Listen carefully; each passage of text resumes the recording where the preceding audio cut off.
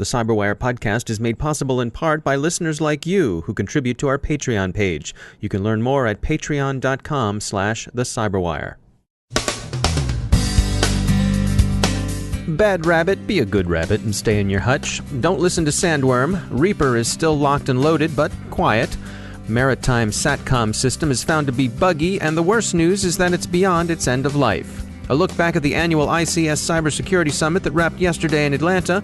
Moscow says buying ads is a free speech issue, and who knew the Kremlin was such a nest of civil libertarians?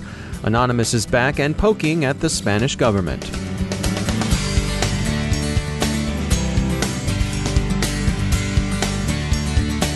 A brief note about our sponsor E8 Security. We've all heard a lot about artificial intelligence and machine learning. Hey, who of a certain age doesn't know that Skynet achieved self-awareness and sent the Terminator back to take care of business? But that's science fiction, and not even very plausible science fiction. But the artificial intelligence and machine learning E8 is talking about aren't science fiction at all, and they're here today. E8's white paper, available at e8security.com/cyberwire, can guide you through the big picture of these still emerging but already proven technologies. We all need to turn data into understanding and information into meaning. AI and machine learning can help you do that. See what they can do for you at e8security.com/cyberwire. And we thank E8 for sponsoring our show.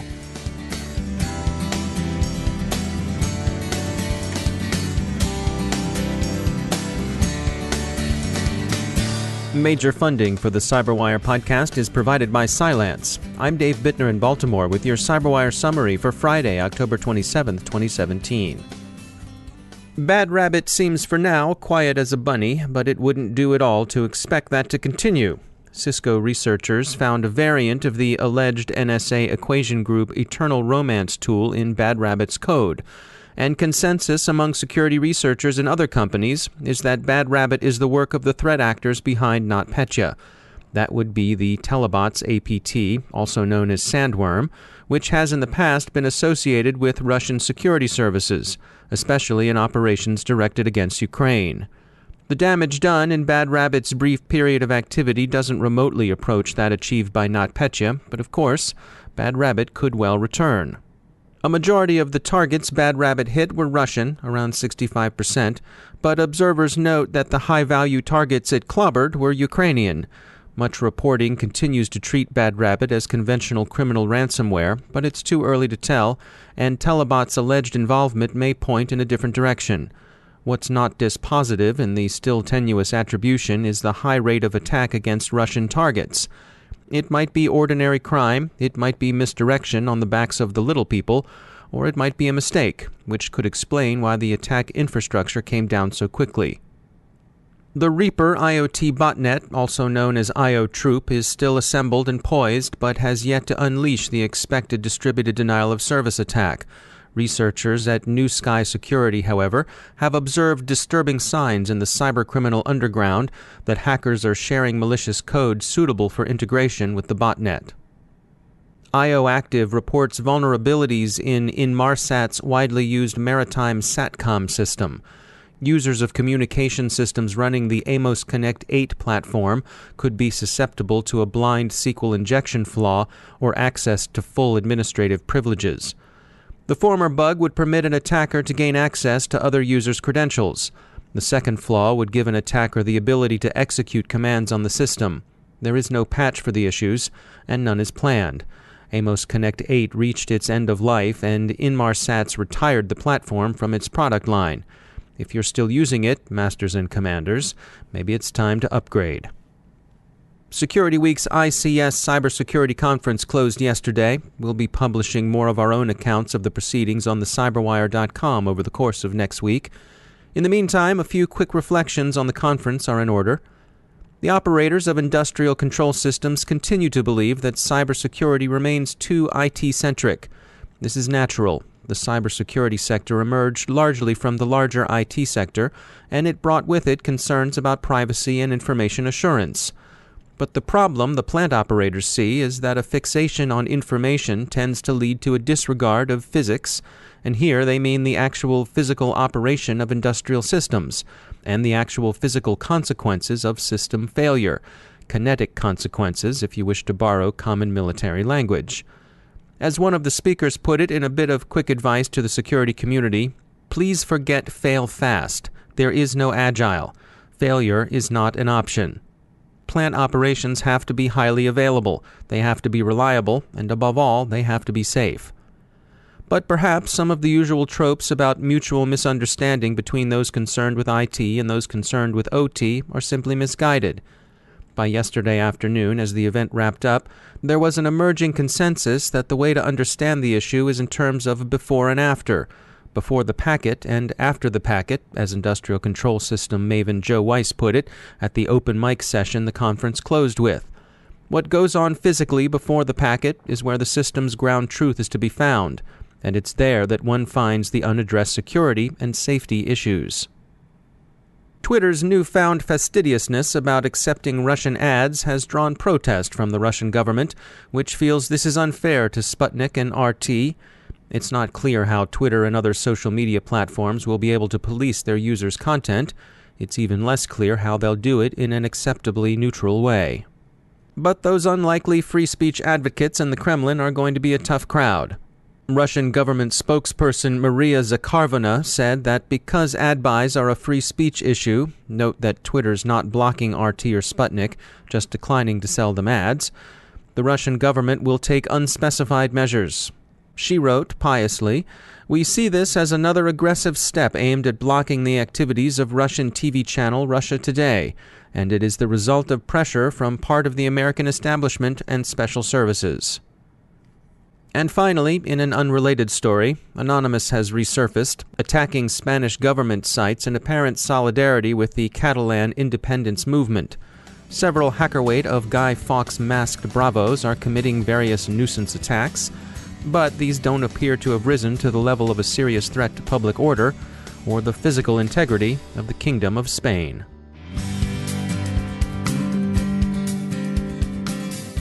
Time to share some information from our sponsor, Cylance. We've been following WannaCry, Petya, NotPetya, and other forms of destructive ransomware for weeks. Cylance would like you to know that they can prevent Petya-like ransomware from executing in your system, and they'd also like you to know that they've been doing that since October of 2015. How's that for getting ahead of the threat? Their success against NotPetya demonstrates the benefits of their temporal predictive advantage.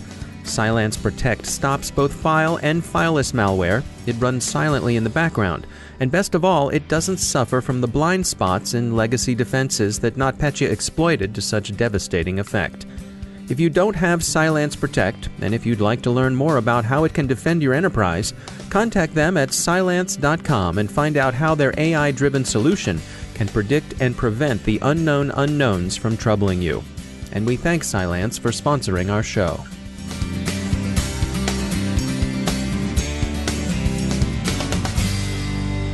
And joining me once again is Justin Harvey. He's the Global Incident Response Leader at Accenture. Justin, good to have you back. You know, I still talk to people who say that in response to moving things to the cloud, they say, you know, I like to have my stuff in-house.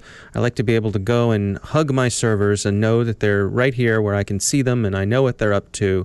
And I think a lot of that comes down to their ability to monitor things. And you wanted to talk today about feeling comfortable with working with the cloud. Yeah, I think that is a great concern that is shared by many global organizations. But what you'll find is a trend that more and more companies are moving to the cloud, and not just companies in general, but I never thought that I would live to see the day that more financial services institutions are moving their transactional and customer data to the cloud, given that financial services has been a lot more risk averse than other industries.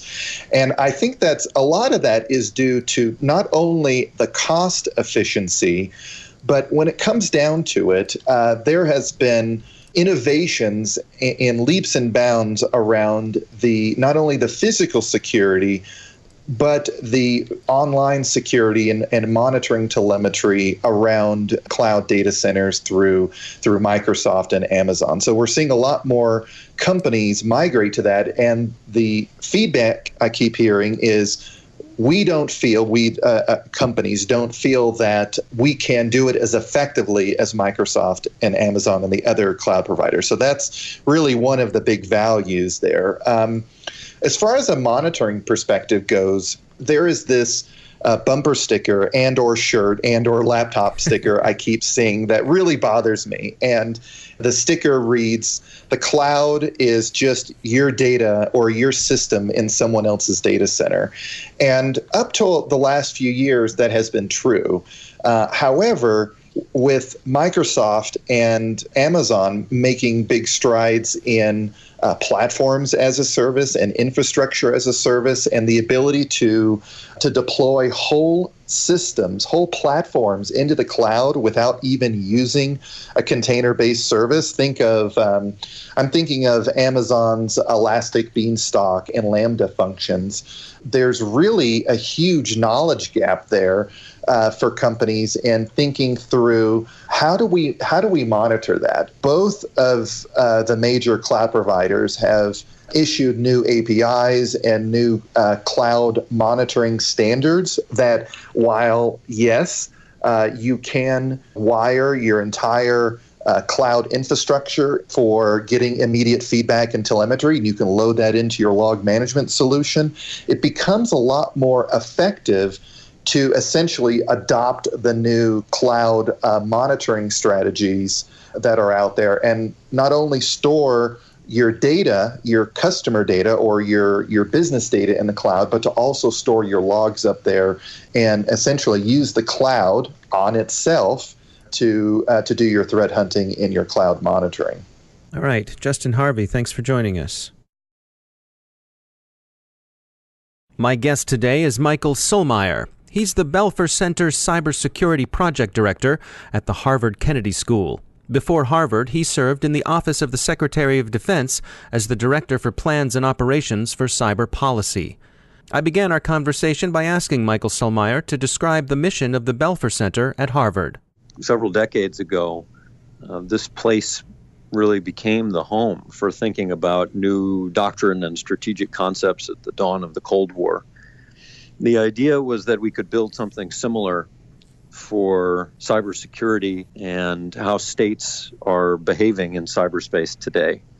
There's been a lot of work in academia and in think tanks about privacy and about surveillance, which is very important work to get done, but much less about how states pursue their interests through cyberspace and use cyber operations as a tool of hard power. And that's very much in line with the sort of original founding concepts of the Belfer Center. And so that's what we're now trying to channel as we look at state behavior in this new domain of cyberspace. And why do you think that it's something that hasn't gotten the attention of some of the other areas of cybersecurity? In part, it's because this component of the field about operations and the exercise of power has been more classified and more sensitive than a lot of other areas. And only in the last 5 or 6 years, I think, has the government, the U.S. government, been willing to talk more publicly about its activities in cyberspace. And you're also seeing a number of people who've had experience with these kinds of operations and their oversight from government leave government and come out to academia and to centers of excellence for research and be able to write about it and be able to talk about it. That is a relatively new development, but the idea of computer security obviously is not very new.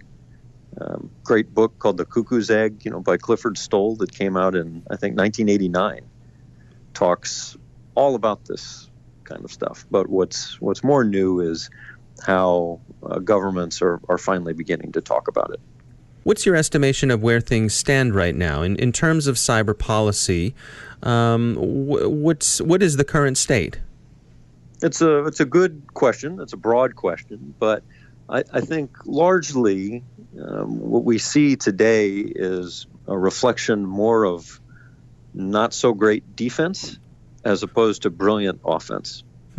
We face a lot of challenges, especially in the United States, but not exclusively here, but especially here, about systematically improving our defenses, right? And that's really hard because we were first.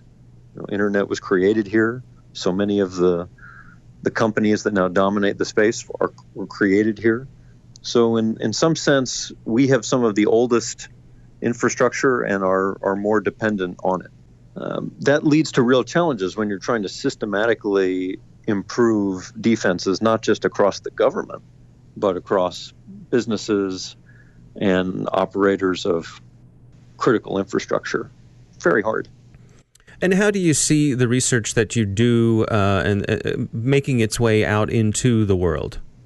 It's almost easier for academics to think about researching and writing and publishing, because that's so much of the game to be successful in academia. What often is not thought so much about is marketing. Right? How do you take this important piece of research that you've done and actually get it into the hands of people that could do something with it? Right. So the first step is, we always try to make sure that there are actionable recommendations in the papers that we write. You can't just be admiring a problem. You have to make concrete recommendations to make a difference and improve things. And what I've found then is, through different travels and meetings, especially on Capitol Hill, with legislative staff, it's a great opportunity to share some of the work that we've done, and use always a good open reception to new ideas and suggestions for legislation. And so I find that Capitol Hill is a great place to take our products and have conversations with staffers about what's on their mind, what can we do, what can we write about next that would be interesting and policy relevant. And oh, by the way, here's something that we answered for a colleague of yours. What do you think? That's interesting to me, because one thing we've talked about several times here on the Cyberwire is how many of our legislators, and even looking at the Supreme Court and certainly also in the executive branch, just by the virtue of these people being older, many of them are not digital natives, and so a lot of this sort of thing isn't reflexive to them. So it's interesting to me to hear you talk about interactions, particularly with their staff, and how receptive they are to the types of things that you're sharing. Yes, absolutely. And the staff often are quite young. Yeah. And I think what you do see on the part of legislators across the age range and experience range is a frustration with the current state of affairs. Right? I mean, they've appropriated so much money into different cybersecurity initiatives, and yet the breaches keep happening. Senator McCain, I don't think, gets enough credit for being one of the most outspoken legislators about his frustrations that we're not, as a country, deterring this kind of bad behavior. Right? And why is that? So questions he's been asking at recent hearings are the right questions to be asking, and they're coming from one of the most experienced members in the Senate. Where do you see the United States being in terms of our leadership position? Are we still leading the way in the cyber domain?